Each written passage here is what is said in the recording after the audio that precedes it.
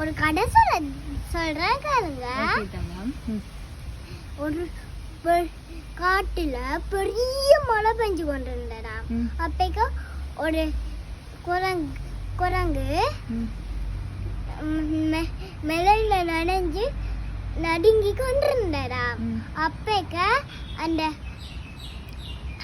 அந்த பறவை ஒரு மரத்துல பறவை ஒன்று இருந்து கொண்டு இது குரங்கு நினைகிற பார்த்து கவலைப்பட்டு கொண்டு வச்சாம கவலைப்பட்டு குரங்கை பார்த்து கேட்டுச்சாம், குரங்காரே நீ எதுக்கு நனைஞ்சு கொண்டிருக்காய்? இந்த மாதிரி ஒரு பாதுகாப்பான வீடு கட்டியிருந்தா நீ மலையில நனையாம இருந்திருக்கலாம் தானே என்று சொல்லிச்சாம. அப்ப குரங்கு என்ன செஞ்சுச்சாம், பெரிய கோபம் வந்து உன்னை விட நான் பலசாலி, இப்ப பாரு நான் உன் கூண்டை உடைச்சு காட்டுறேன் உடைச்சிச்சான்.